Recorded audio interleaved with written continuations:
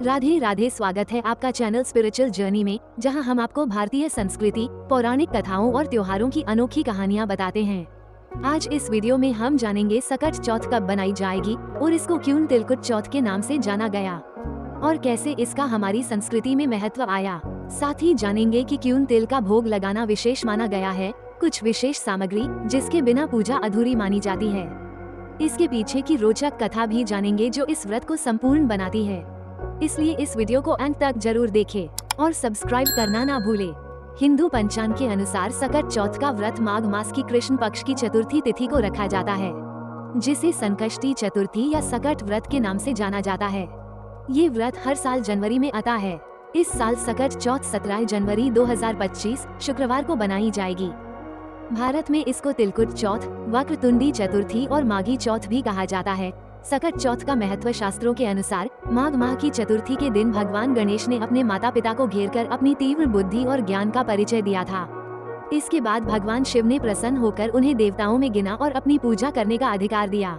व्रत की इस महिमा से संतान को आरोग्य, बुद्धि और धन की प्राप्ति होती है। इसलिए यह व्रत भगवान गणेश की पूजा को समर्पित होता है।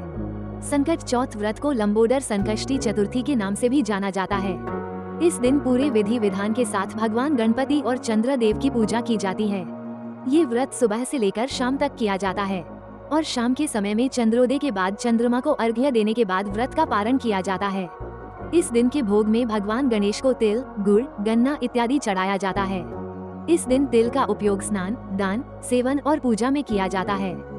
क्या आप जानते हैं सकट चौथ में तिल का भोग को ही क्यों विशेष बताया गया है? चलिए जानते हैं। तिल और तिलकुट का इस दिन विशेष महत्व है और इसके पीछे कई धार्मिक, पौराणिक और वैज्ञानिक कारण है। आइए जानते हैं कि तिल को ही क्यों इतना महत्व दिया गया है। पौराणिक महत्व। तिल का संबंध भगवान गणेश से जोड़ा जाता है।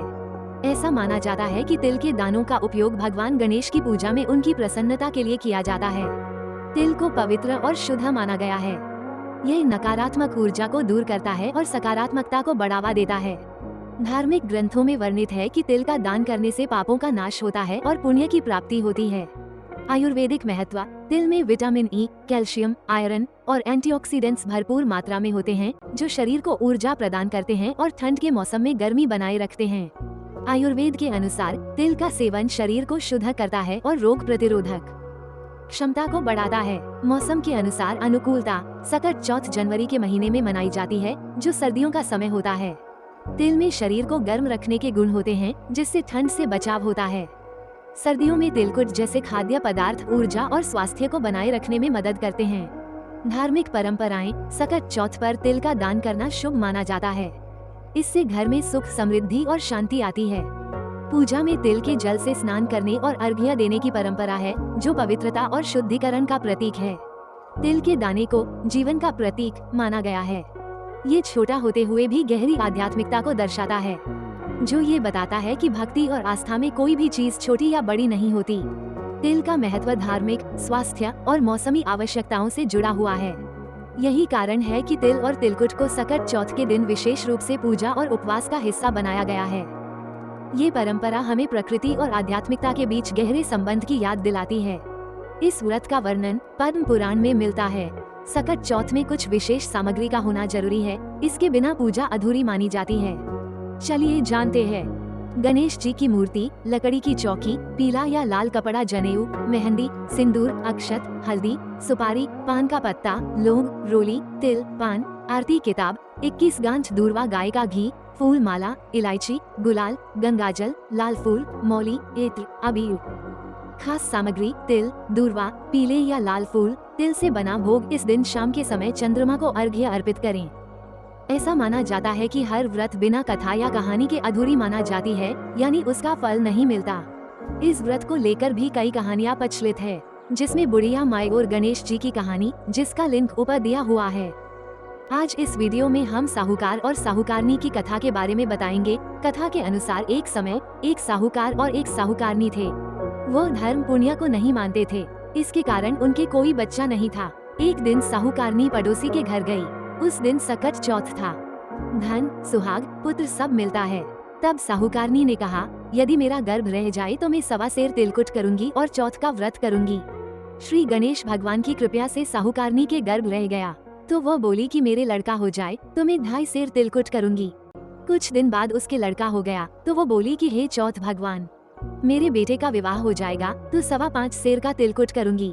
कुछ वर्षों बाद उसके बेटे का विवाह तय हो गया और उसका बेटा विवाह करने चला गया, लेकिन उस साहूकारनी ने तिलकुट नहीं किया।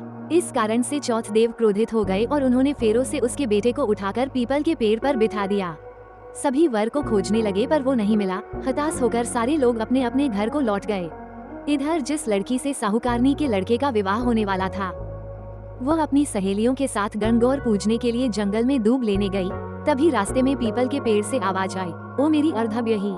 ये बात सुनकर जब लड़की घर आई, उसके बाद वह धीरे धीरे सूख कर कांटा होने लगी। एक दिन लड़की की माँ ने कहा, मैं तुम्हें अच्छा खिलाती हूँ, अच्छा पहनाती हूँ, फिर भी तू सूखती जा रही है, ऐसा क्यों? तब लड़की अपनी माँ से बोली कि वह जब भी दूब लेने जंगल जाती है तो पीपल के पेड़ से एक आदमी बोलता है कि ओ मेरी अर्धव्यही। उसने मेहंदी लगा रखी है और सेहरा भी बांध रखा है। तब उसकी माँ ने पीपल के पेड़ के पास जाकर देखा, ये तो उसका जमाई ही है। तब उसकी माँ ने जमाई से कहा, यहाँ क्यों बैठे हैं? मेरी बेटी तो अर्धव्यही कर दी और अब क्या लोगे?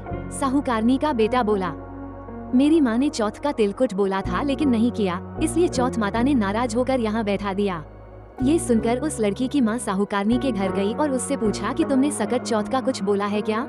तब साहूकारनी बोली, तिलकुट बोला था।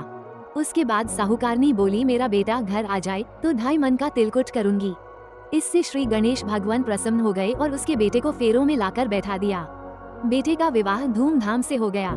जब साहूकारनी के बेटा एवं बहू घर आ गए तब साहूकारनी ने 2.5 मन तिलकुट किया और बोली, हे चौथ देव, आपके आशीर्वाद से मेरे बेटा बहू घर आए हैं, जिससे मैं हमेशा तिलकुट करके व्रत करूंगी। इसके बाद सारे नगर वासियों ने तिलकुट के साथ सकट व्रत करना प्रारंभ कर दिया। हे सकट चौथ, जिस तरह साहूकारनी को बेटे बहू से मिलवाया, वैसे ही हम सबको मिलवाना। इस कथा को कहने सुनने वालों का भला करना। बोलो सकट चौथ की जय, श्री गणेश देव की जय। ये थी इस व्रत से जुड़ी कहानी। ये कहानी सुनकर अपने व्रत को संपूर्ण बनाए। भगवान गणेश और सकट चौथ आपकी हर मनोकामनाएं पूरी करे।